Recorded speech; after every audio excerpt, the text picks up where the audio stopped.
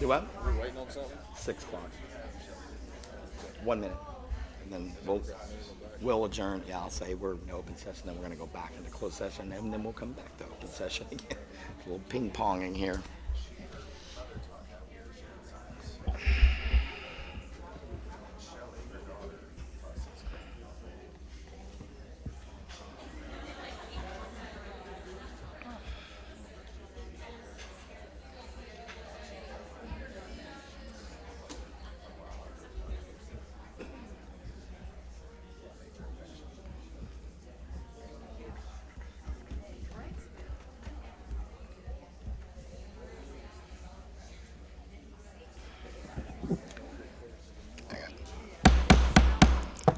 All right, we are back in open session for just a minute. We've been in a workshop on goal setting for our district.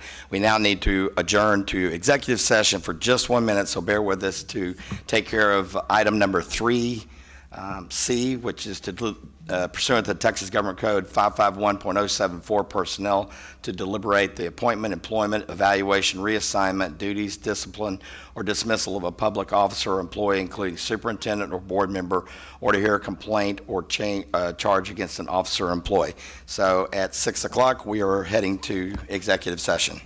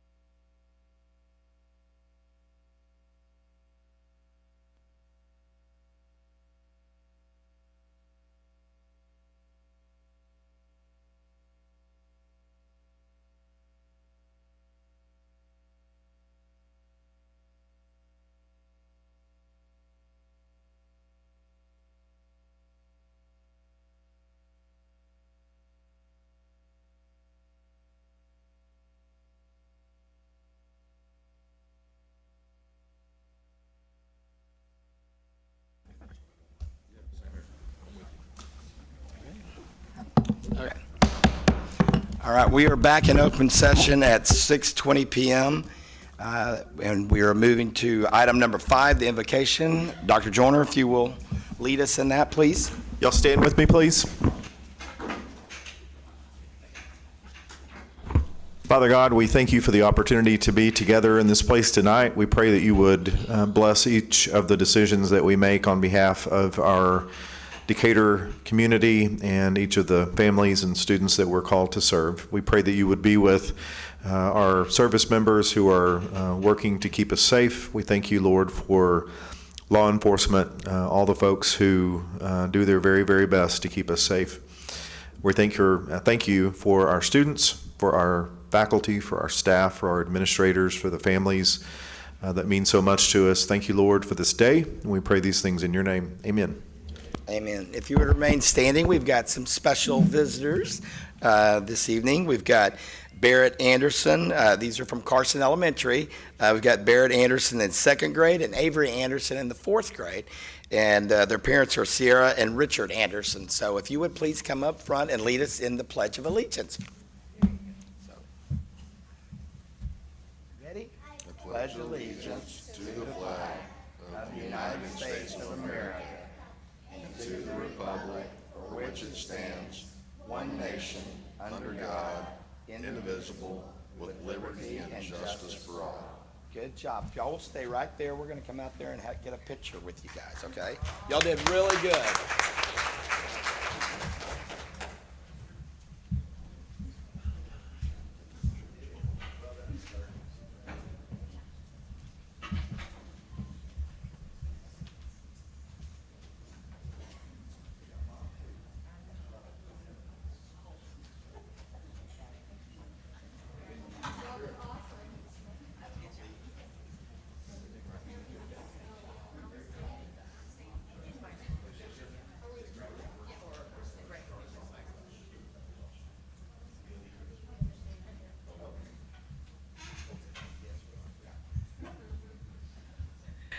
Okay, up next we have our recognitions for the month, and I always have the wonderful pleasure of doing these. And so this month we're recognizing 6 individuals in the school district who really keep us on track. And for those of us who, as school board members and as employees, we get to peek behind the curtain in a unique way. Sorry, I heard the audio and I thought it was me.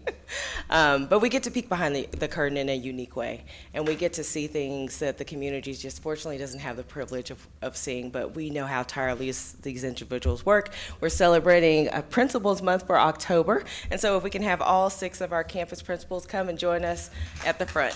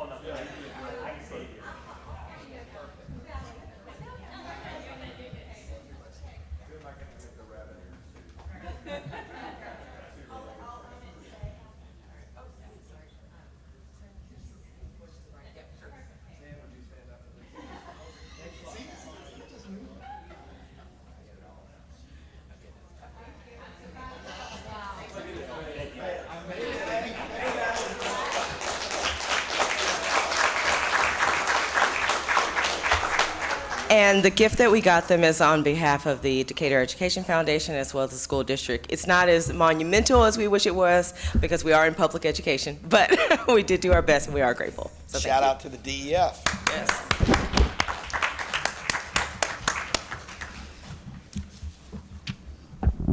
Okay.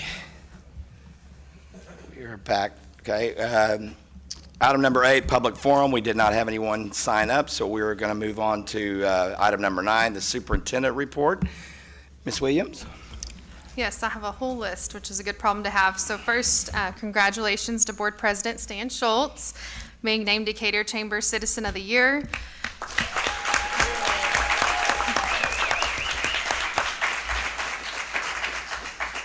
We also had DHS senior Maggie Ballou. She will be here next month for official recognition, but she earned national merit recognition in the top 3%, so that's awesome.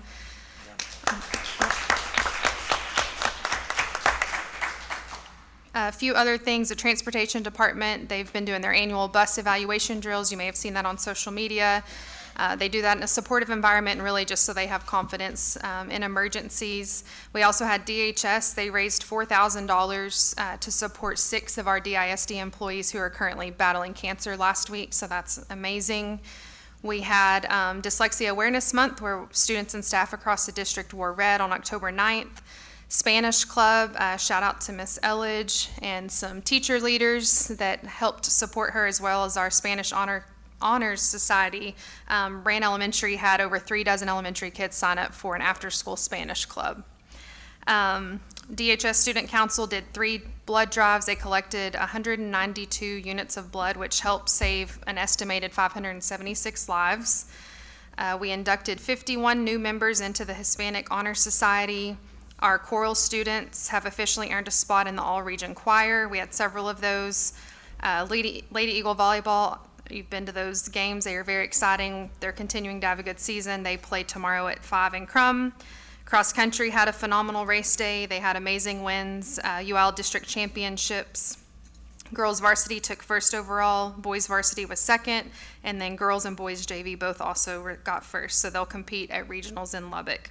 And then a few more, our theater department is performing Grease this week. There's 3 different opportunities for you to view that production. They've worked super hard, and I'm excited to get to watch them. And then last but not least, this last Saturday, our marching band competed. They earned straight 1s and will advance to the area round. I did want to share a blurb. It's neat as a superintendent when you get emails from random spectators at events that just take the time to share what they observed. And so I want to read just a bit of that to close this out. Like I said, this is from a random person from another town that happened to be there the day of the competition, and this is just a piece of it. She said, "Hats off to your band and color guard. What determination. They started playing in light mist and ended in a rainstorm, and they didn't miss a beat. They sounded tremendous. They marched in sync. Awesome performance. What a way to represent their school." So those are the things that you want to get when you open your inbox. And so super proud of them and the grit that they had on Saturday. Thank you. Okay, as you can tell, a lot of great stuff happening. Our students are continuing to just do remarkable achievements. Very proud of all their accomplishments. Number 10 is the consent agenda. There's the usual list of things in there. I would like to make just a couple of that. One is just the personnel on one person that we need to hire. The other we've already discussed previously. And the other is just on item 10D, just a quick explanation if anybody is curious about that. It's we had received money from James Wood Motors, who's been a long time supporter of the district, great sponsorships, great business partner of the district's. Just money that they had already given us, but we had not actually updated some of their signage and their logos, so we are taking care of that item, and we'll get that done very quickly. Other than that, it's just the usual items. If there's any discussion amongst the board on any of those individual items. Ms. Williams, I know you weren't here, and sir, if we can get an answer, this money was given to us last fiscal year. Was the money spent, or was the money still there? So, yeah. That was deposited, if I remember, like August 30th. And the way that works is, the expenditure would have had to have been funded separately. 2 separate transactions. So the revenue went into the general fund, which then, when the books were closed, just rolled. There was never a separate that I could find. What wouldn't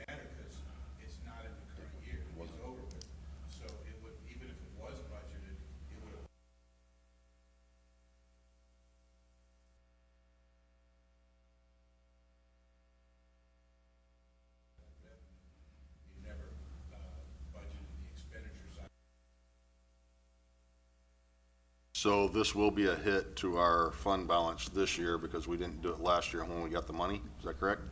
It will decrease your fund balance this year by the amount, yes.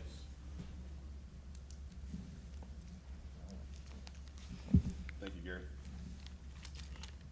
All right. I have any other discussion? If not, I'll entertain a motion.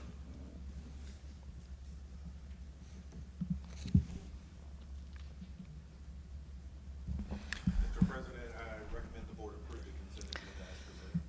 All right, I have a motion from Dr. Joyner. Do I have a second? Second. Second from Mr. Bayless. All those in favor say aye. Aye.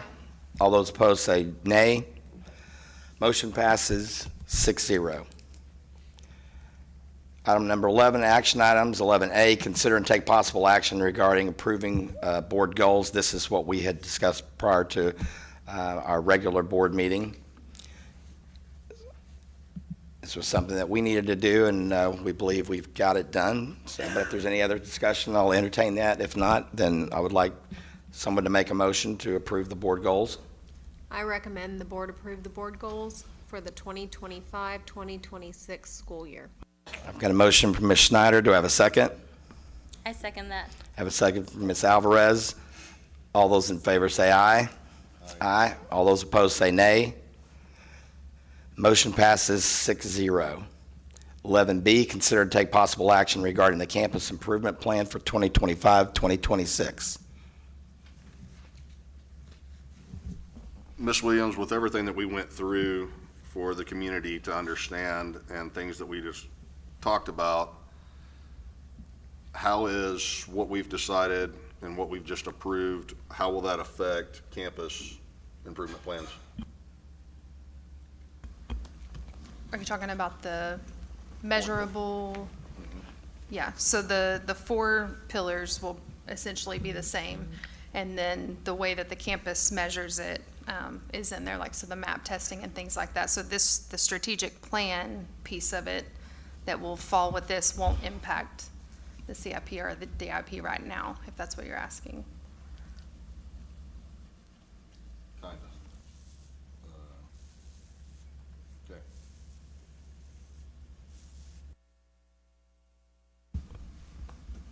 Okay. Any other discussion or questions for Ms. Williams or Dr. Weber or anyone?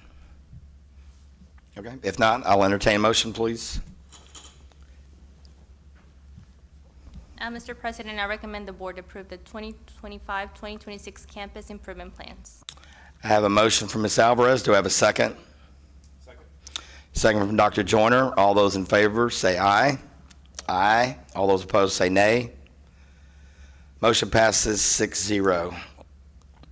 11C, consider and take possible action regarding the district improvement plan for 2025 and 2026. Open for any discussion or questions.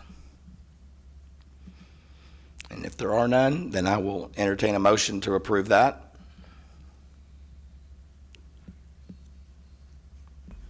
I recommend the board approve the 2025-2026 district improvement plan. I've got a motion from Ms. Schneider. Do I have a second? Second. I got a second from Mr. Duncan. All those in favor say aye. Aye. All those opposed say nay. Motion passes 6-0. 11D, consider and take possible action regarding the shack lice policy. Yeah, well, that's exactly what it is. So, 11D, so I don't want to make it, good. I'm sorry, we've got our shack We're bringing up the lice experts. experts up here, so I know it's a discussion that you want to talk about. Hi. So, Okay, you want me go to ahead. Okay, so when we started looking through our policies, we realized we did not have a specific lice policy for students. And what we're seeing is a lot of the kids at the younger ages are having reoccurring lice issues. And when I say that, I mean like 9 months long. So when these kids are coming in to us, they've been continuously scratching their heads. They're getting scabs on their heads from scratching. They're miserable during school. So with our current policy, we don't have a way to kind of guide the parents' hands to make them treat their child. So we looked up the CDC, the American Academy of Pediatrics, and one thing that will change within the policy is the student will be sent home. Before that, we did not send them home with live lice. The difference in that is if you have live bugs, you go home. If you have nits, which is just the eggs, you won't go home because that transmission is not as much as live bugs. So they'll go home, and the policy is when they come back the next morning, so we expect that they'll be treated that night. When they come back the next morning, the nurse will look at their hair and make sure they have no live bugs. So the American Academy of Pediatrics recommends we do let them come back if they just have eggs. So we have that in there, and we also put in place we know that we haven't had this yet, but some kids may go home and not have the financial needs to be able to treat that lice. So we've partnered with the Lice Treatment of America. So we have coupons. If they go to the clinic in Louisville, they will actually treat the entire family's heads for you, because chances are if it's been going on for that long, everybody has it, and they'll give you all the tools that you need to treat your house. So if you don't need that, you just need the treatment, we have telehealth through Cooks, and they will prescribe the treatment. If you have Medicaid, it's 100% free. So for the Lice Clinics of America, they've also sent us a bunch of kits that we can give to the families to take home if they need it. And then we have a few donors who are willing to re-give us those if we need them. So that would be the changes for it. So we've tried to, the reason that we can't get a lot of these kids treated is if you have a kid who's had it for, say, 9 months, they can get staph on their head, they have all of those open wounds. It's not something CPS is willing to help with. So we really have no way to kind of guide their hand to treat them unless we put a policy in place. So that was our goal with it. We've only followed what the CDC has said before, which is they can stay. But every board, every district can adopt their own policy on it, so. What are you guys finding that most districts around us are doing? Most of the districts send them home, and they follow the no nip policy, meaning if they have eggs, they can stay. Yes. And that's what ours would be as well. Yes. And the lice treatment, the place in Louisville, what are the hours? So is this something that where we send them home and then the Lice Treatment of America, or whatever the clinic is, they close at 5? They're 9 to 9, 7 days a week. Oh, so, Yes. okay. But we do have the kits that we can send home with them as well to treat at home. Okay. So this isn't something I really have to worry about, but my question is, I have to ask this. I have a problem with less than, it could be 12 hours, it's less than 24. You don't know that everything has been killed. Is the next day too soon? I think that's my biggest question. So when you do a lice treatment, when you basically go home, it's this little, it looks like a shampoo bottle, and the ones that they gave us, you put it on their hair and you leave it on for 15 minutes and it smothers it. They used to be lice treatments where you would have to comb all of those little bugs out. These do not. So these, you put it on the hair, it smothers it, you wash their hair, you go back. Again, those treatments are for the kids who need it because we don't have a ton of them. I think we have about 20. But the ones at CVS that you can buy now do the same thing. So it should be something they should be able to get through their regular shower. I hate to ask this, but is this going to be something that we can monitor to make sure we're not sending children home and then they come back the next day and we are having to send them home again? I don't know what that looks like. Obviously, I'm going to approve this, but I think there's a little bit more to it. But they have to be checked. Yeah, Yes, they have so to be when they come checked back. before they're allowed back in school, Yes. correct? Yes, when they come back, so we send them home, and the expectation for attendance purposes is that they'll be treated that night, and then they'll come back the next day.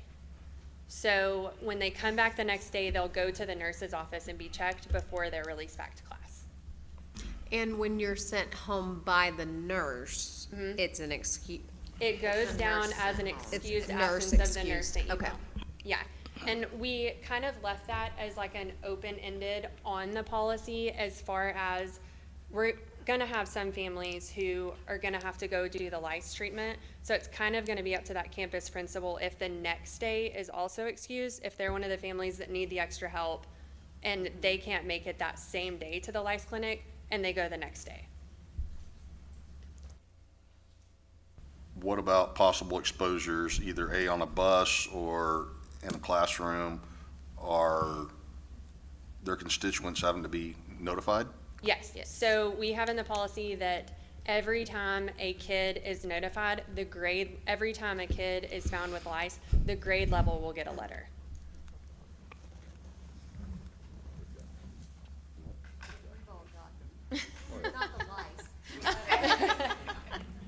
The letters. Thank you, ladies. I just want to say, I was on the SHAC committee for a couple of years. I know y'all do a lot of work. Everybody, has their little, this is a serious topic. It's a topic that teachers, unfortunately, are all having to deal with. I remember when my kids were younger, it was going on then, this goes on. So I appreciate y'all putting the time and effort, and y'all sound very, very educated about lice, unfortunately. So anyway, okay. Thank y'all for your hard work. Thank you. Okay. I'm not even going to ask. I'm going to go ahead and just recommend that the board approve the 2025-2026 lice policy as recommended by the SHAC committee. Second. I'm going to give it to Jeremy since he had all the questions. So I got a second from Mr. Duncan. All those in favor say aye. Aye. All those opposed say nay. Motion passes 6-0. And again, I appreciate the work of the SHAC committee. 11E, consider and take possible action regarding the bilingual ESL 2025-2026 waiver. Anything, Ms. Williams, do you want to explain about that? Or everybody? Jenny will actually, Okay. on 12B, will cover that as well, as a whole presentation. Okay. Okay. So we just need to approve this, the waiver. Do you want to do that? Okay, then we'll table that till after the presentation. Yeah. That's a good Just wanna suggestion. we can just bring her up now. and Or then bring her y'all up, yeah, we can go yeah. ahead and do it now. Okay. We'll get the presentation and then get the approval done.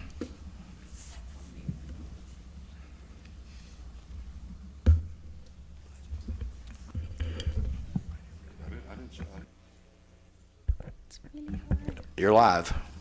I sure am. All right. I thought I had just a few more minutes. I know. All right. Okay, so we are going to talk bilingual ESL. For those of you who don't know me, I'm Jenny Garcia, Director of Elementary Academics, bilingual ESL. Let's see. All right. So we're going to do program evaluation and talk about, can you hear me? And talk about the bilingual exceptions and waivers.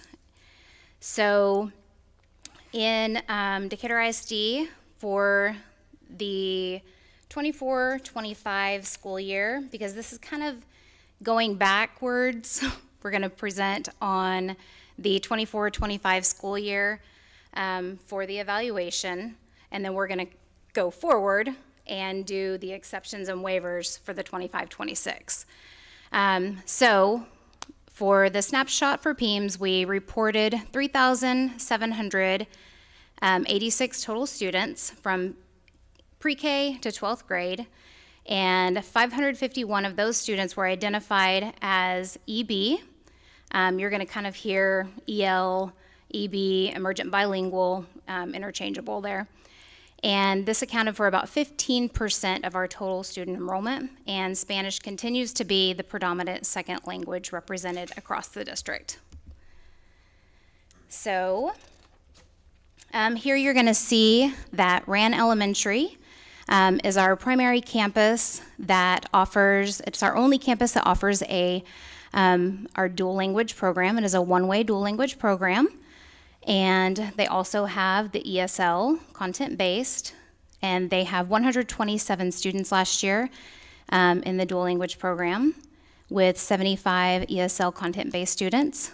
And then Carson Elementary had 26 ESL content-based, Young Elementary with 23, STEM Academy with 4, McCarroll Middle with 136, and Decatur High School with 160, and brings our total district, or district total, with up to 551. And if you guys have questions at all at any point, just tell me to stop.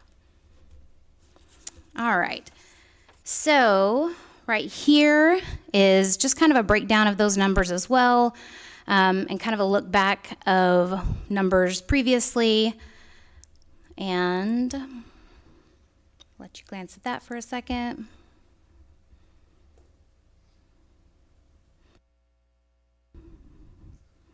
All right, so this is a breakdown of STAR scores just for emergent bilinguals for last year. So this is third grade math, obviously math, and then math and Spanish, reading in Spanish. So you'll notice that some areas we didn't have students who tested in that area. So then obviously we don't have scores available for that area. Some areas we did have maybe like 1 or 2. Usually those are your newcomers. And so that would be that they've just barely entered the United States. And that's probably why they have their testing in that language usually. And this is secondary.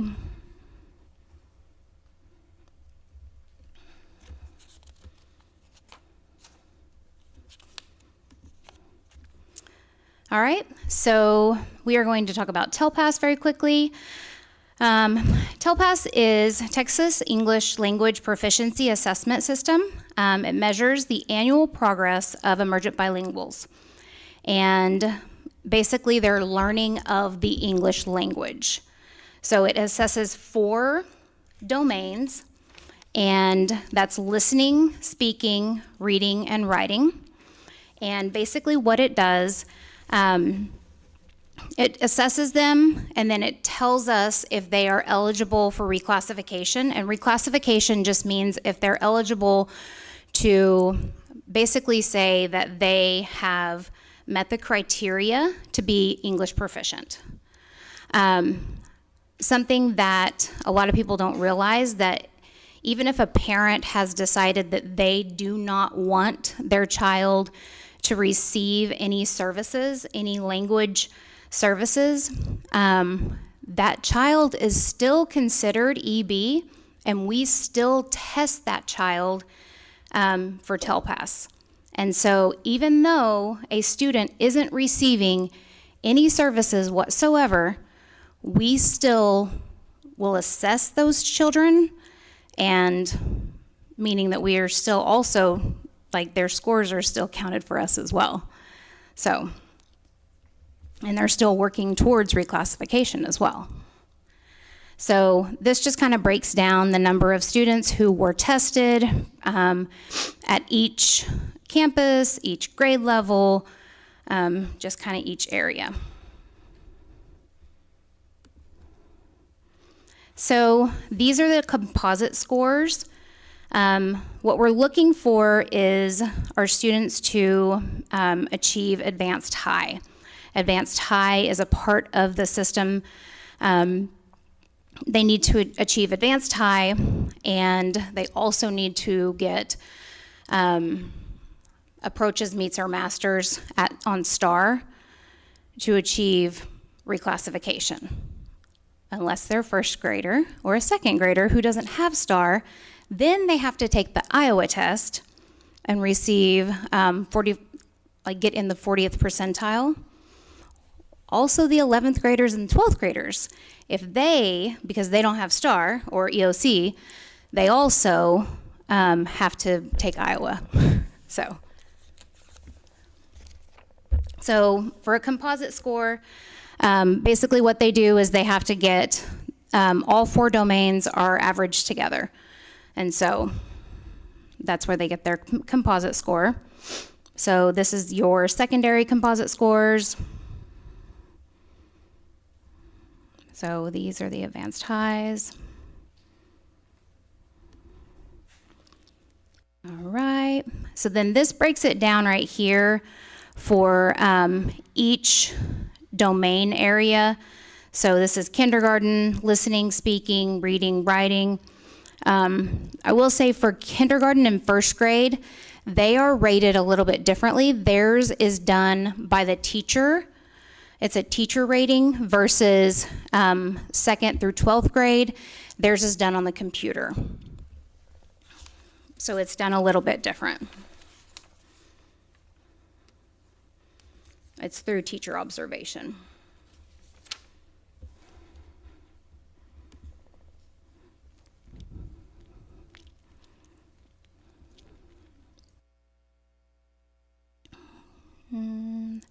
This is secondary.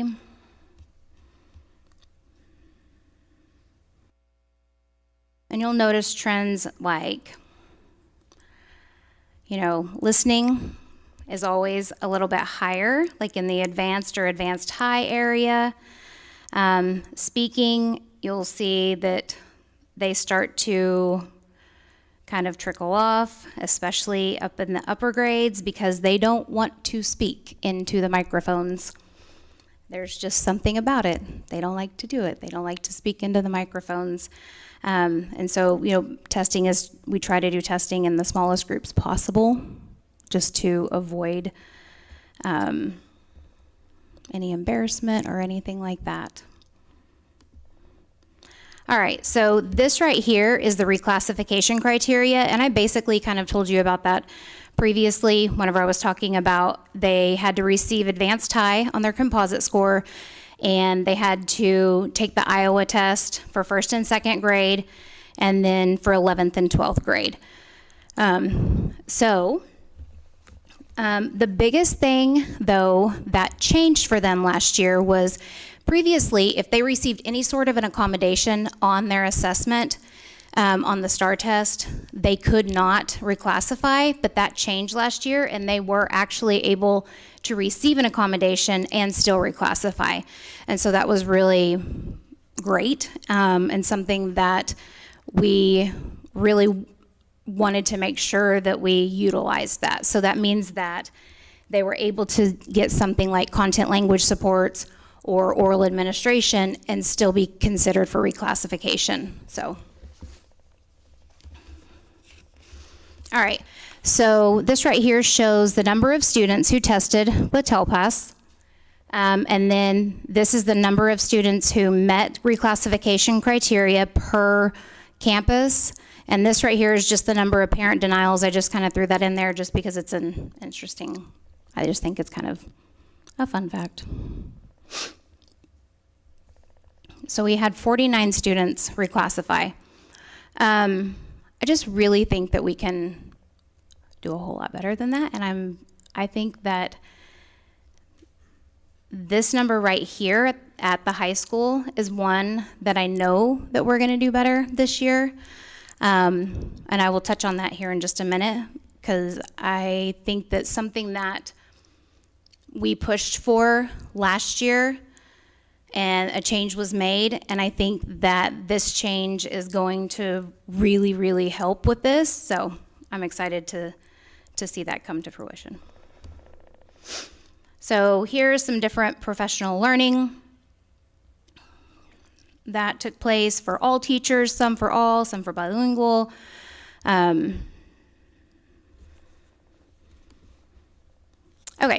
so to go back to the bilingual exceptions and waivers. So basically what this is if a student if an EB student is in a classroom with a teacher who that teacher has not yet achieved certification for bilingual or ESL certification, we have to submit to the state approval, or we have to ask for approval for those teachers. We have to ask for a waiver or an exception. So these are the teachers, or this is the number of teachers that we are asking for this year, the ones in blue.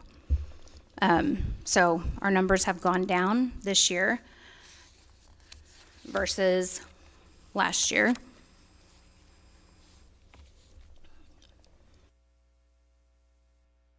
Do you have any questions on that part?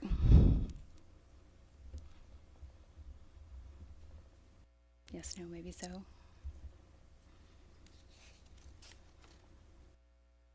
No? Cool. Okay. English as a second language. Main thing is at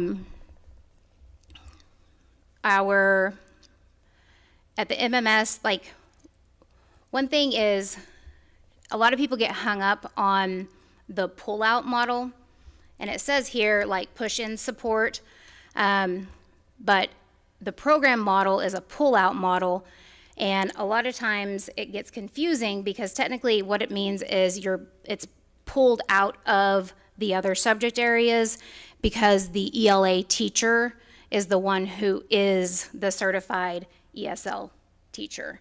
So that is where that can get a little bit dicey. It's not a content-based. But what is content-based is their content-based language instruction. So that is where, we are doing English as a second language through ELAR, which is their reading, English Language Arts. All right, so dual language, this is their language allocation plan. So K1, their language arts is strictly Spanish, science is Spanish, social studies Spanish, math is always in English. 2nd through 5th,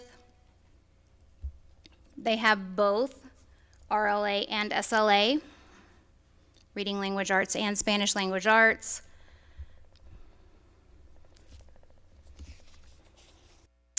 All right, so last year, so first of all, we want to continue working towards all ELAR teachers to be certified ESL. And last year we asked to allocate one full-time educator at DHS to be an ESL teacher, okay? So with 160 EBs, DHS now surpassed MMS EB enrollment, resulting in the need for a comparable full-time ESL teacher. So I'm not going to read all of that to you, but I'm pleased to report that DHS was able to secure this position for the most part. We had to pull one little section out, but it has worked beautifully. Thank you, Tammy, you're amazing. And the additional support has already had a significant positive impact, and that's Mr. Galindo. And I'm going to read this statement from him. So he said, my schedule has improved in regards to how much time I am allotted for my ESL duties compared to last school year. By reducing the number of courses that I teach from 5 to 3, I have more time to assist our emergent bilinguals throughout the day. I have kids that regularly come for assistance with their assignments and tests. Students can come to my room during 2nd, 4th through 7th period. Last year, I only had 2 conference periods where students could come, so this year is a major improvement. Thank you, DISD administration, and its support for the DHS ESL program. So I'm excited for that. I think it's going to be such a help, and he's going to start pushing into classrooms more and really being supportive to our EBs. Bilingual, same thing, working towards getting all of our dual language teachers certified. With House Bill 2, they can get reimbursed for their bilingual certification right now. I believe it was in 24, 25, or yes, we upped the bilingual stipend, and so that has helped, and thank you guys so much, that's amazing. And so We're also in the process of updating the bilingual ESL page. Thank you to Monique and Janet for helping with that. And there are just so many wonderful things going on in the district in regards to just the bilingual ESL program all over the district, guys. And it's just so exciting. And all campuses have been participating in all of the Hispanic Heritage celebrations. Cynthia has been a huge part of it. Oh my gosh, it's been so cool to watch. And I asked Rand's principal, Miss Elledge, to write me a little statement because oh my God, I love going on their campus and all the really cool things that's going on over there. But this right here just embraces everything. At Rand Elementary, we embrace, celebrate, and advocate for our bilingual learners. Our one-way dual language program supports students academically by having them take ownership for their TELPAS goals. Every English learner on our campus knows which domain they are focusing on improving based on previous TELPAS performance. Teachers prioritize vocabulary instruction and encourage meaningful student discourse. Every English learner has access to headphones with microphones to increase verbal practice. We also celebrate culture and community through cultural projects, a Hispanic Heritage Month assembly with community performances, an ofrenda, and our new Spanish club that meets monthly and invites all students. So, that's it. Thank you. I had just a couple of real quick questions. One is that how many or how close are we to having all of our teachers certified? Or do we still got a ways to go? I mean, I'm not asking for specific numbers, but is it doable to have, you think, in the next year or two, or how to get that all done? Or what's your thoughts on that? I'm not going to hold you to it. Just I would say, let me think. I would say like in the next, I mean, I don't think it would be too hard to say within the next like 3. okay. I mean, we have some that have it that haven't put it on their certificate yet. Okay. Yeah, and we have some that have their bilingual that haven't, that there's two tests for Right. the bilingual that have taken one that just need to take the other. Okay. And so, like, we have some that are just sitting like right there that just need to do the next step. Okay. So we're not like too far off. Okay.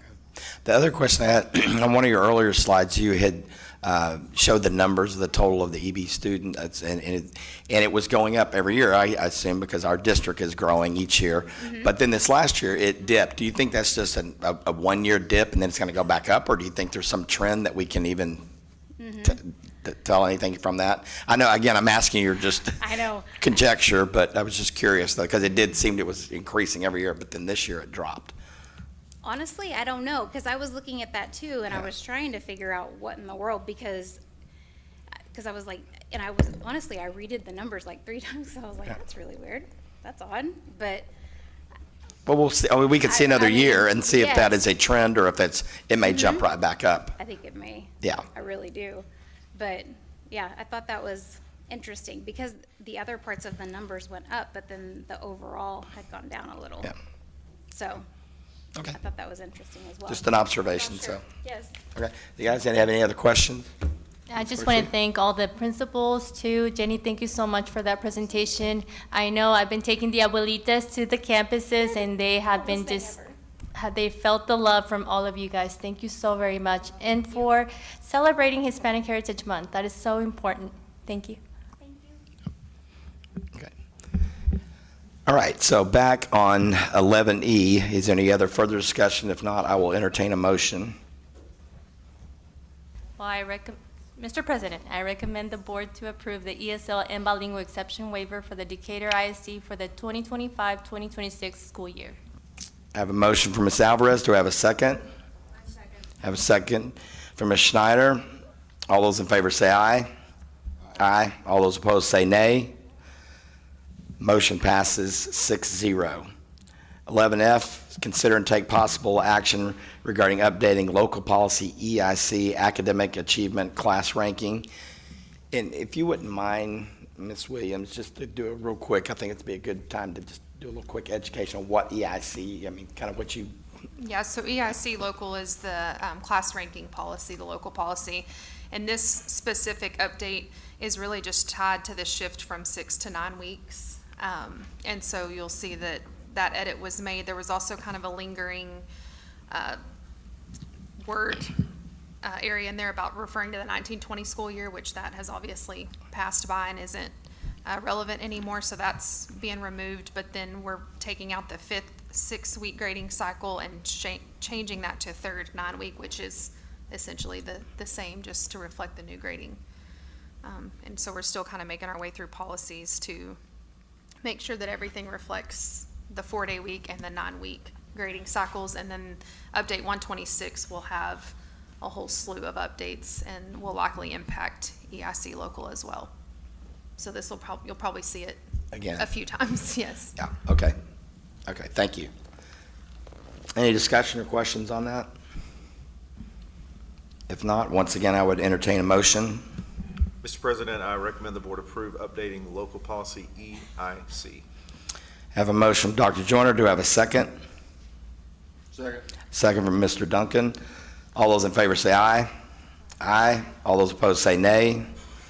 Motion passes 6-0. Item number 12, 12A. Jeff Robert is here with Hilltop Securities to give us a financial update. Appreciate you making the trip out here. It's this one right here, sir. Okay, sir. All right, we're going to go to view, full screen. Okay. So, I went to view and full screen. It didn't want to go. Is that presentation mode? See if we can get into a presentation. Present. There we go. Thank you. Thank you, President Schultz, members of the board, Ms. Williams, Jeff Robert with Hilltop Securities. Pleasure to be here this evening. I was asked by Ms. Williams and Mr. Masinski to kind of go over some bond-related information, so I was going to very quickly work through some bond basics. And you look at that and you think this is going to take a long time, but I'm going to fly through it, I promise you. So, but if you have any questions as I'm going through this, please don't hesitate to stop me. Some of you may have seen this presentation or something similar to it before. But again, feel free to interrupt if needed to hopefully answer any questions that you might have. So starting just a comparison of kind of personal public finance. Public finance school districts issue bonds. What's a comparison for our personal experiences? Best comparisons of mortgage. Really the main difference between the mortgage and a bond is that school districts get to pay tax-exempt interest rates, which are lower, and you and I pay taxable interest rates. Down to that third bullet, excuse me, really the only way that school districts in the state of Texas can make a significant impact on their capital program or their facilities is through a voted bond issue. And then at the bottom, I just kind of define two different terms I may use here quite a few times during this presentation. Bond authorization is basically when your voters have approved bonds on behalf of the district, but they have not yet been issued. Interest does not accrue on bond authorization. It only accrues after you sell or issue the bonds there at the bottom. How are they repaid? You're all aware of your M&O and INS tax rates. Your INS tax rate is for your voted bonds to make repayment on that.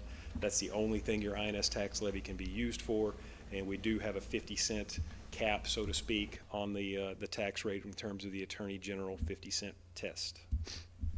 Typical payback period. Most districts that are looking at long-term projects are going to be looking at 25 to 35 years.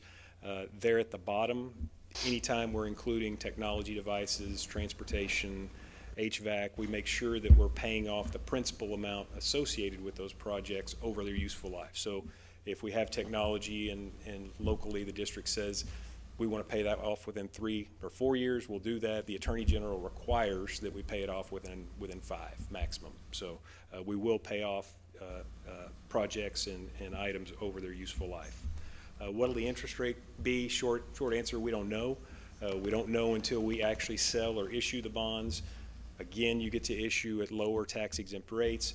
Typically, a district would not be able to issue bonds until about a month and a half to 2 months after a successful election. One of the nice things the state has is what's called the Permanent School Fund Guarantee, where the district would get a AAA rating on the bond issue from the state. And then you also have at the bottom there a standalone AA2 rate, which I'll be honest with you, probably are one of the smallest districts in the state that are at that level. So that's only 2 notches away from AAA. So to have a AA2 rating is very commendable. What is bond capacity? Basically that's how much can we issue given tax base assumptions, interest rate assumptions, term assumptions, and then would we be issuing it over 1 year or over several years? Your capacity can also be impacted if we have more of those short life projects because we have to pay them off within a short period of time. So if you had a lot more computers in an authorization or an election, that would kind of eat up some of that capacity. Tax base, one of the main things in terms of variables that we use in structuring. Obviously, you levy your interest and sinking fund tax rate against the tax base. As your tax base goes up, the same tax rate generates more funding. If it went down, it would generate less. We try to be pretty conservative in the assumptions that we use when we're talking about new authorizations. And just a note there at the bottom, while your tax base increases help on the interest and sinking fund side of the house, on the M&O side, it's really the number of kids that you have. So it doesn't help as much on the M&O side, but it does on the INS budget. Interest rates, again, I mentioned the first bullet there. One thing to note with talk of Fed action on lowering interest rates, whenever they do that, they're lowering the overnight rate, which is a very short-term rate, obviously, so it doesn't always mean that you're going to see long-term rates come down even when they do lower short-term interest rates. That certainly can happen, but it's not always a guarantee. And we try to be conservative on the rates that we use for our scenarios prior to an election as well. The term, just like your mortgage, it'd be great to have a 10-year mortgage, but as you know, your payment would be higher. You'd save a lot on interest, but your monthly payment would be higher. Same thing for a bond issue. Shorter term, lower interest, but a higher annual payment. Longer term, higher interest, but a lower annual payment. Issuance size and timing. Very quickly, some districts will issue all of their authorization at one time. We typically don't have, construction cash flow schedules that tell us when you're going to need the money for different projects until after an election passes.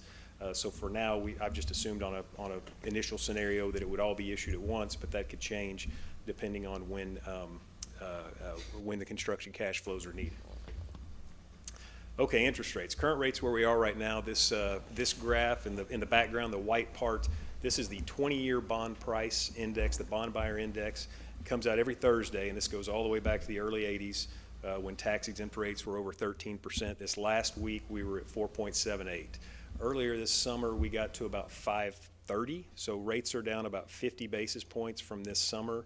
And then that blue graph at the top just shows what this has done over the last year. And you can kind of see how it shot up when tariffs were discussed, stayed pretty level throughout the summer, and then it's come down about 50 basis points. Always look at what historically what your tax base has done there in column 2. You can see it's bounced around a little bit.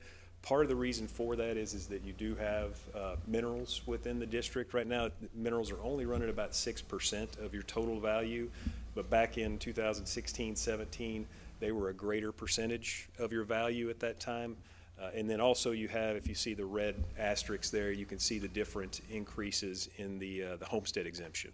So that's also had an impact on your tax base figures. For instance, this last year we had about 0% growth, but had the homestead exemption not increased from 100 to 140, you would have had 3 or 4 or 5% growth. So, and I know that hasn't passed yet, but the expectation is that that will pass in November.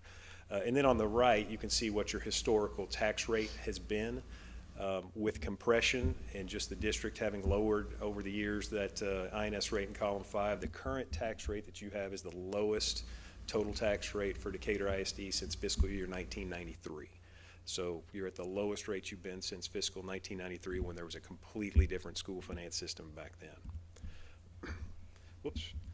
Next slide, just wanted to give you the history of the different Decatur bond elections over the years, going all the way back to 1996 when we couldn't find the record of the vote totals, but you can see all of the different vote totals from the other bond elections that have been held in Decatur ISD and whether or not they passed or failed there on the right. Next slide, where we are currently in terms of bonds outstanding. Right now you have a little over or just under $31 million total principal outstanding, and you can see the different issues, how much principal is outstanding for each one as of October 15th. The different refundings that we've done over several years, roughly the last 10 years, and the amount of savings. You can see 6 different refundings, and refunding is a fancy word for refinancing. We basically refinanced outstanding bond issues and saved over a little over $5.3 million there, so debt service was reduced by $5.3 million. Defeasances, we've done several of these over the last 4 years. Something we can't do really anymore. There's actually a penalty if we do it as a result of Senate Bill 4, but over the last 4 years, we've saved $1.8 million in interest, and we've paid off $9.9 million in principal. So we've reduced debt service by $11.7 million. For a quick scenario that we've run, whenever I do this, I have to make assumptions on what the tax base is going to do. Hopefully this is conservative. If you look over on the right, I've just assumed 2.5% for 5 years. If we wanted to raise that for any reason, we certainly could. If we had a discussion with some of the maybe the Economic Development Corporation folks that have a better finger on that pulse than I do, we could raise that. But just for now, initially, I've used 2.5% for 5 years and then 0.5% after that. Over there on the bottom left, if we grew a little slower, there's some different things we could do to help out, whether that's use INS fund balance, look at bond refinancings, or even issue authorization over a shorter period of time. So with those assumptions, what I did was looked at a specific scenario, but it was $123,215,000 in total projects. And you can see we were assuming about, Gary, help me out here, $5 million in technology, about $10 million in buses, I believe. So we had some short-term projects in there as well as some long-term projects in there. It came to that $123 million.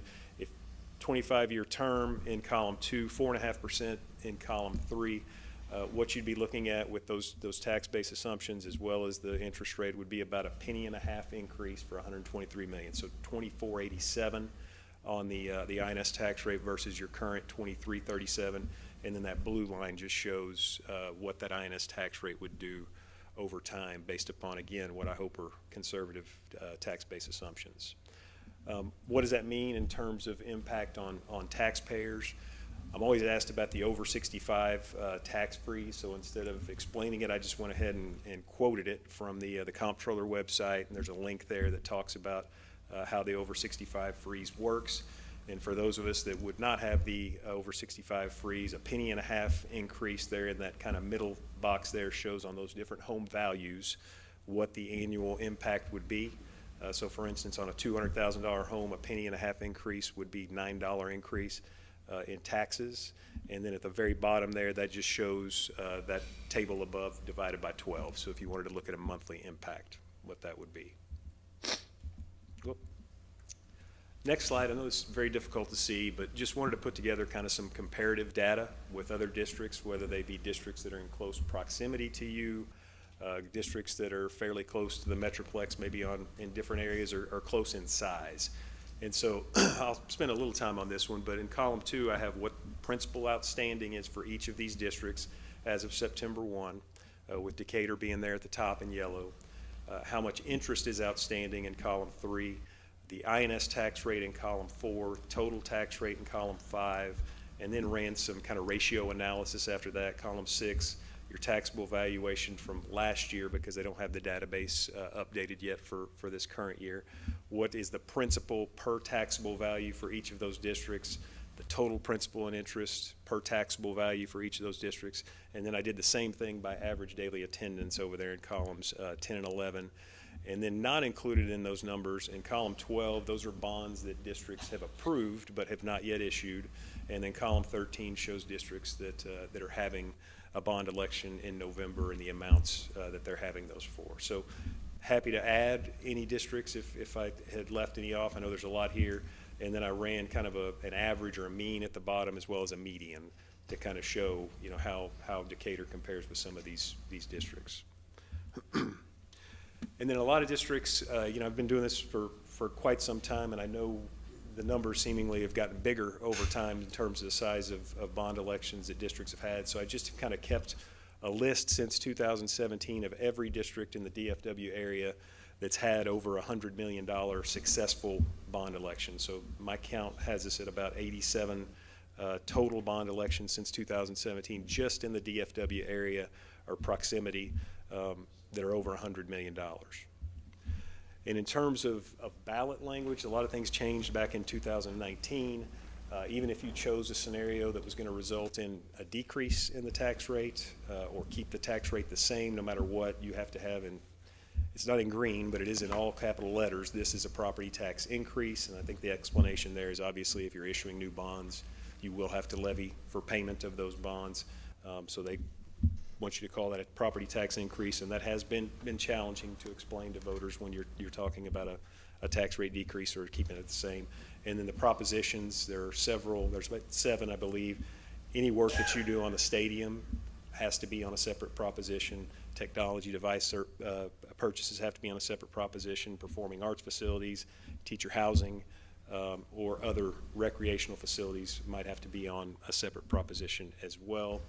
And then lastly, I just wanted to kind of give you the detail of that scenario that you saw, the blue line on the graph. This is the full detail for anybody that wants to take a look at it. And just again, working from left to right, your taxable value and the percentage growth in columns 2 and 3, the existing debt service in column 4, the money that you received from the state to hold you harmless for all of those homestead exemptions I mentioned are in column 5. And then in column 6, 7, and 8 would be the principal, interest, and total P&I for that $123,215,000. If you look below that, you can see, I think it's in a purple shaded area there, how much principal we're amortizing each 5 years. So if you had $5 to $7 million in technology device purchases, you can see that we're paying off a little over $7.6 million within 5 years. So we would be paying off those projects before their useful life is over. Using a little bit of fund balance, you got about $4.6 million right now, so I've used some of that in column 9 to try and reduce the tax rate as much as possible. So the tax rate, INS tax rate calculations that correspond with that blue line on that graph are there in column 11. Again, that'd be a $0.015 increase from 2337 to 2487. I know I flew through that very quickly. If anybody's got any questions, I'd be happy to answer them. Looking around, I'm just happy everybody's awake. No, you did a great job explaining that, so I just need the public to understand Yes, sir. how all this works. So that's our job. Yes, sir. Yeah, but appreciate all the information. Any questions? Okay. If not, thank you so much. Thank you. Appreciate it. Ms. Williams, are we going to continue working forward with what is it, district improvement plan? Are we going to continue with meetings? I know we talked about Are some you talking about things. long-range facility? Yeah, sorry, yes, thank you. Yeah, I was like, we just did the DFE. Are we starting all over again? Yes, long-range facility committee. We kind of wanted to know where we were first before we started having any conversation. So the goal is to meet, bring that committee back together in November.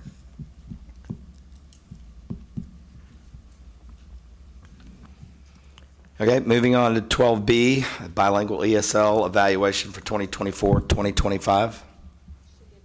Did we already do that? Okay, I'm sorry. Hey, it's not just me, Stan. Okay, sorry. Thank Just you, sir. not. Thank Hey, you. the last couple of days have been a long day. It has been long. I'm sorry. We are moving on to 12C. The financial information. Now you're on, Gary. Sorry. This is what happens when y'all move things around on me. So, no, I'm kidding.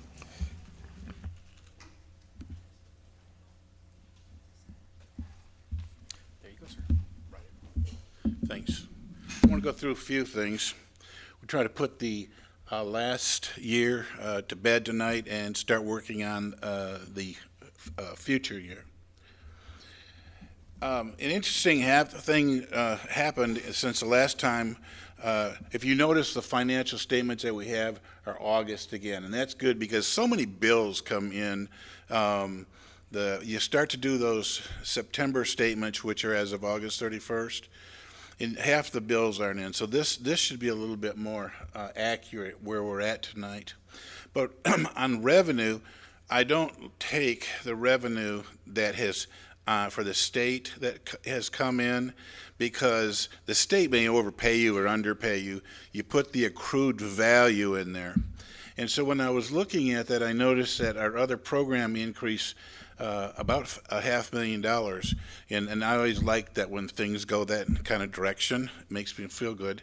And that really doesn't have to do with the students or the any of the other traditional programs, the funding that you get for kids and state comp and special ed and those kind of things.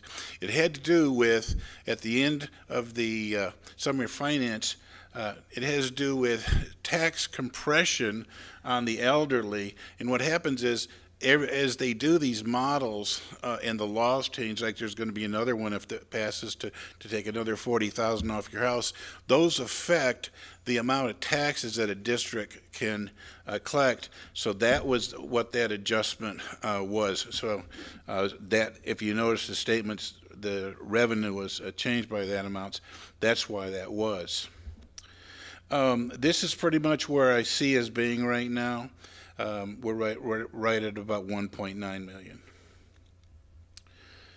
There are a couple selected expenditures I want to go over with you in revenues, and I will tell you why we want to do these. We noticed that our budget was 3,624 ADA or kids, depending on how you look at it, and we ended up with about 32. That creates a little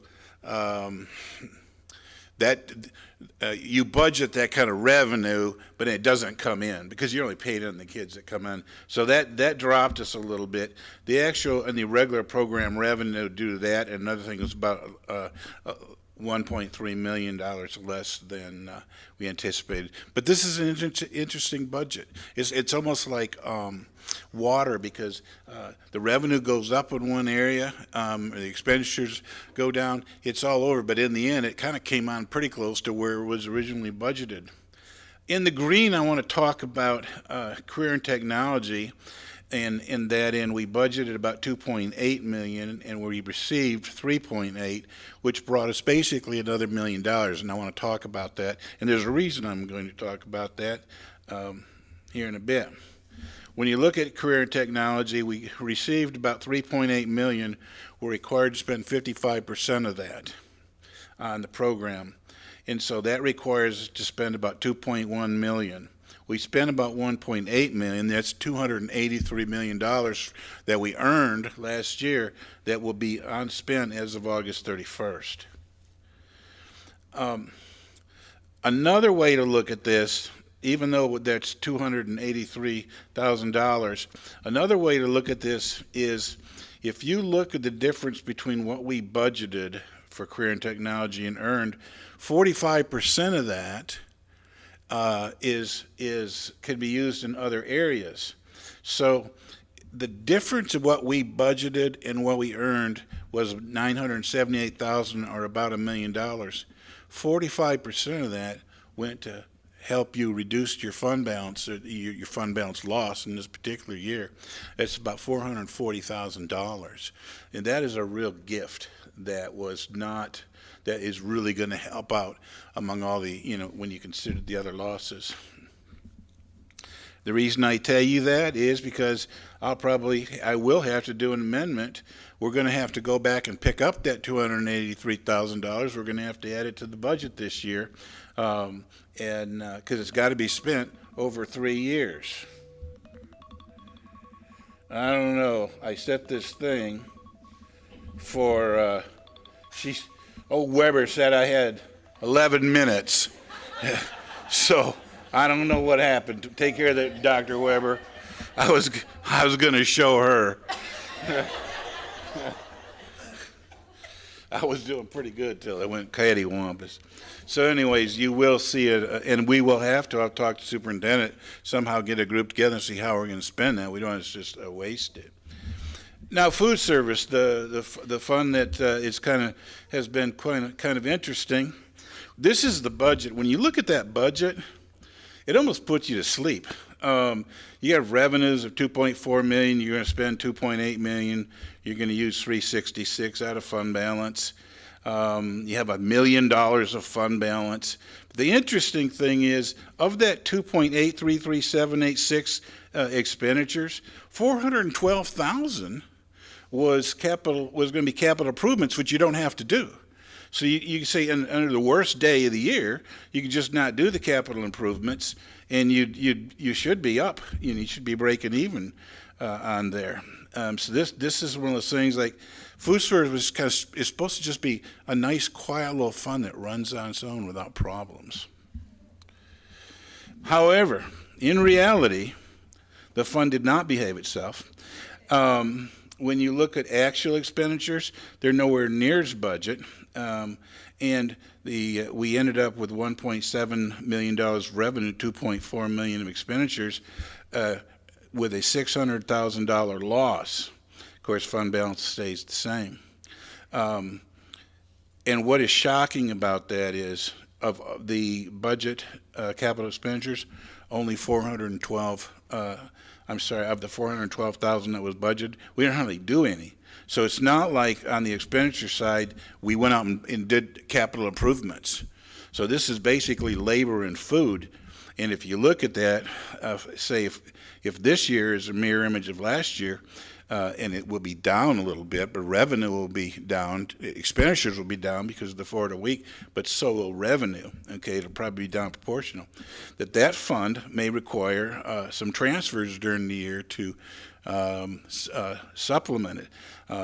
The food service, and after a while you start looking at this food service fund does become a concern. We're currently, the TDA is doing an audit and stuff, and there are a bunch of little things that should be going a little smoother than are going, okay? We should know, probably a month from now, we should have that audit wrapped up, and we anticipate some other issues on that. Again, that fund ought to just go smoothly. Everybody eats, have their meals. It ought to be just smooth, but it is becoming a little bit complex. And I put a little thing because help is on the way, because we were able to hire extremely, not permanently, but Shelley Lacer. The woman is phenomenal. I don't know anybody that knows more in food service about her. She's not going to be able to make a long-term commitment, but right now she is the person that you need at the right spot. I don't know much about food. Food service to me is like a rattlesnake. You know not to kick it, and that's how food service is. You let the experts do it. You don't get involved in that kind of a thing, because you've got the Texas Department of Agriculture with all their rules, and it's a federal fund, so you've got all the federal funds. I mean, you look sideways at that, you get in trouble. It's a very, very, very expertise fund. And when the boss talked about Shelley, and I said, please, dear Lord, help bring her to us. And so I'm so thankful. I cannot think of another person to help us out in that area. And then the reason I discuss it is because we may have to do transfer during the year until we can look at what to do for next year. Okay, general fund support. I want to talk about this what's happened at Decatur ISD, where they've had infusions of cash outside of the general fund. There was a bond issue in 15 that they bought little buses and stuff with. That kind of helped outside the general fund. In 16 and 17, they transferred a little over $5 million from the general fund to a fund called 682. That helped do a lot of stuff. The reason I'm saying this, the district has had these little kind of goodies over the years. And then in 2021, they had, if I remember right, this is going to be the STEM. They had some other financing sources they took in as well. What's interesting about this particular issue was all done out of the general fund. They did it all in 1 year, so they really got after that one. But it gave them external sources of revenue to help. Now, 682, which was, remember, if you go back there, we started 682 in 16 and 17. That from that transfer, that guy's got about $41,000 of activity this year for architectural fees. and then it's got a balance of about $32,000 left. So when people sometimes talk, well, are there other funds in the district? You have all these federal funds and food service funds, but they're really, and then you have some workers' comp funds which hold money for workers' comp claims, and then you have intermediate funds. When you do a payroll, you hold that money until you pay Blue Cross or pay the employees, but eventually they're just pass-through funds. So there really are no other funds that the district has other than these construction funds, and this one's pretty much over with. So what you see is what you get. And I'm going to come back and tie this here to you in a second. November's meeting, we're going to do the first report, but in the first report, I think that as we move down the road, that we need to look at what is the long-term cash flow of the district. In other words, if we, as we do revenues per and expenditures, as if what is it going to take to make the district very solvent, and then if we don't do that, when will the district not be solvent? And every district needs to do that. So I'm going to be able to do that's going to be presented in. I'll do that in November. I've actually got it done right now, but there's some scenarios that I want to be able to run before I do that, and it's kind of a glossy-eyed chart with a lot of lines on it. But we need to look at that. I want to talk to you about cash flow because we're going to talk about that, and that is you're always going to have the systems of the district, HVAC, buses, technology, roofs. I wish I could say, if you look at any one of those, we've not bought computers on the group one-to-one for years. Half the roofs seem to be leaking, according to Kyle, and then we've got HVAC systems. See, when you look at a building, it looks like, when you look at Young, it looks beautiful. Well, let's use Rand, it looks beautiful too. But you don't see the insides of those compressors and stuff that are limping along. And those things are not something we can, cut off and budget with $4,000. Some of those things are $80, $90, $100,000 to fix. It's very important that because remember I talked about what they did the last 10 years. They had 3 sources of external funds. They had the bond issue, they had a little lease purchase, and they had a little loan, and they had that $5 million that they used. So that's run dry, and we don't have anything like that now. So we're going to have to look at something to help us out. I don't expect you to read that. I put that in the book. So you've seen it. So I'm not going to read it. But one point is, sometimes I get accused that I don't take a stand on anything because I don't ever like to be responsible.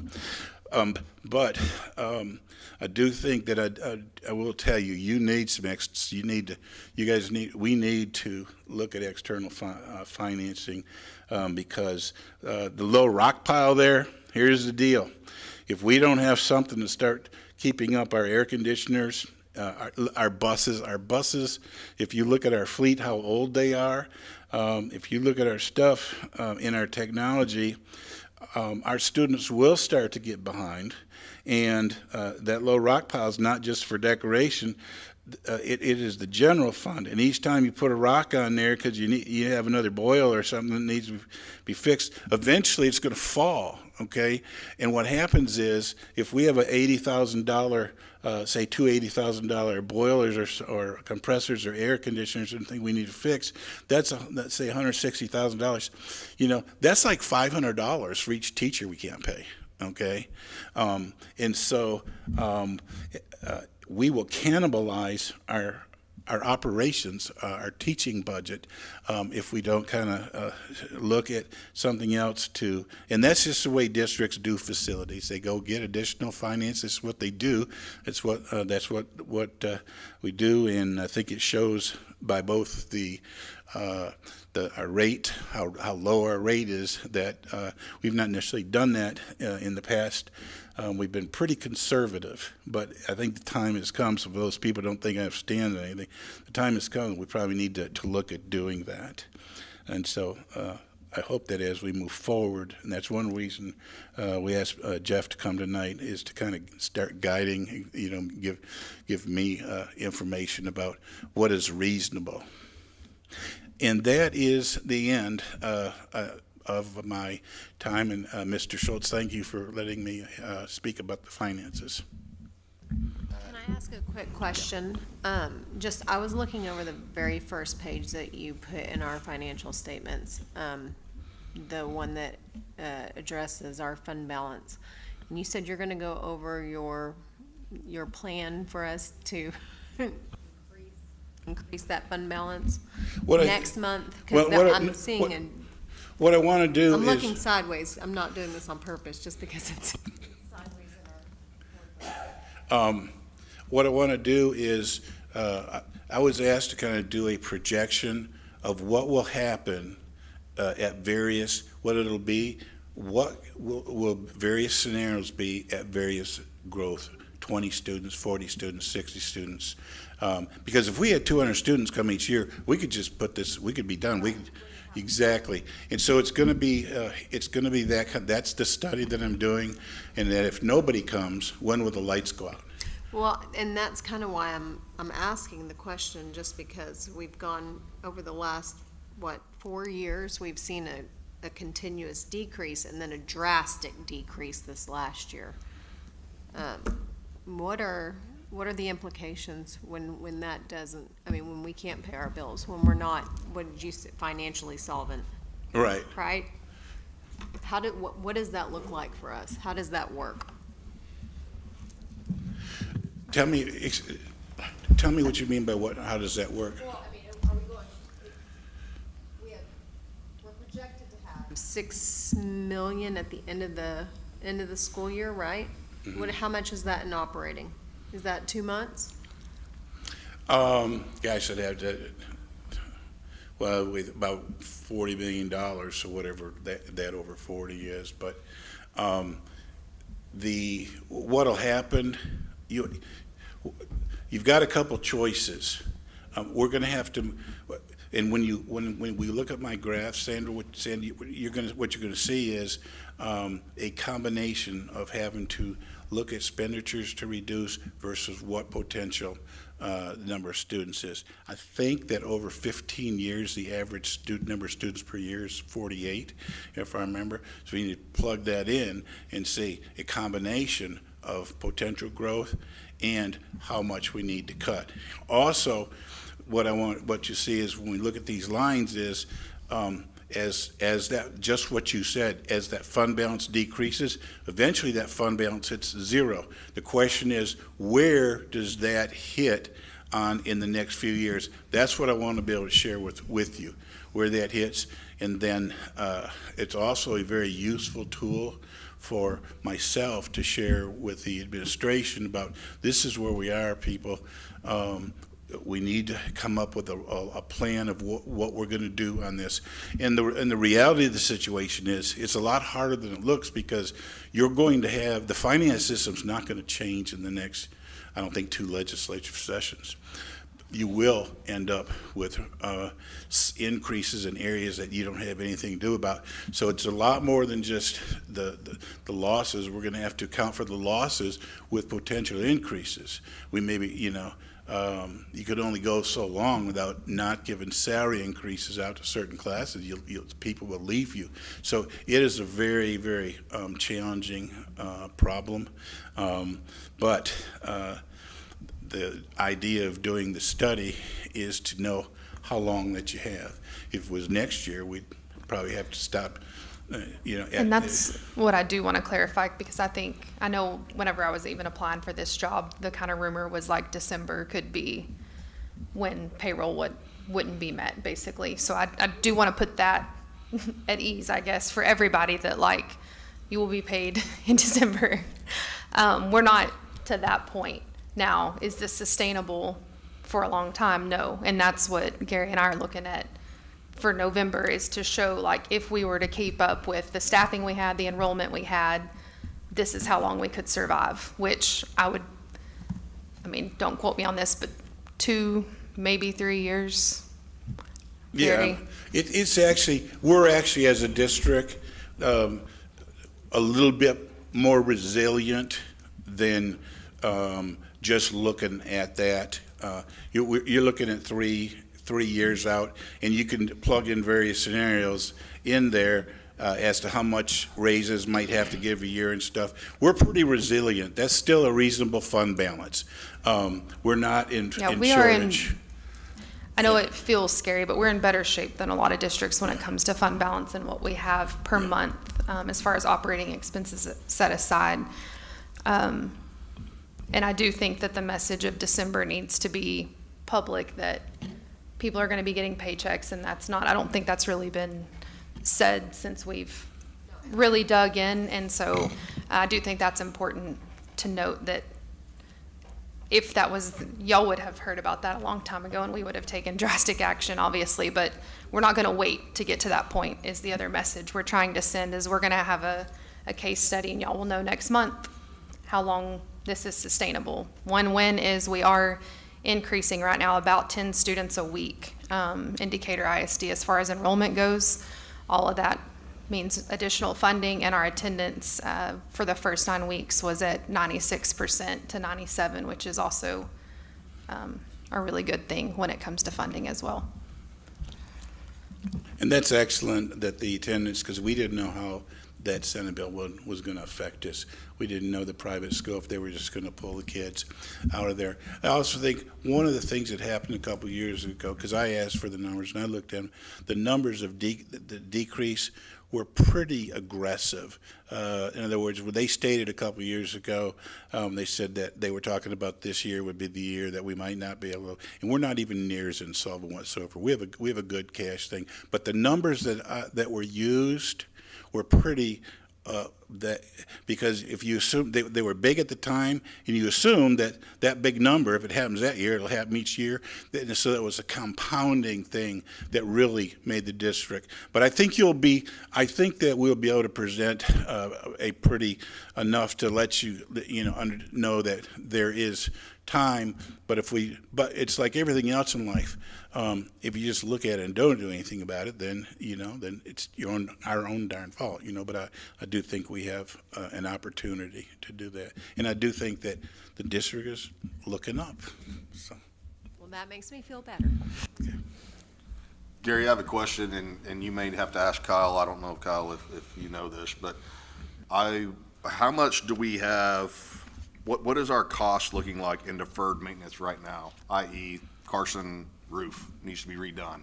How much of that do we have sitting out there that we need to do right now? I'm going to let Kyle talk about that. Thank you for the question.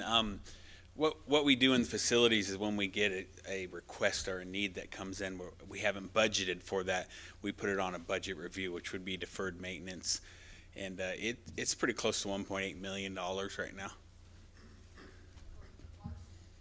Total. Yeah. Carson roof is about $120,000 to get it fixed. Yeah. Thank you. Thank you, gentlemen. All right. Gary, do you have anything else? No, I think we're good. Okay, thank you for all the information, and I appreciate also the way you explain it. It puts it in terms we can understand, and that helps us, because none of us are experts in the field of school finance up here, so we're just all doing the best we can.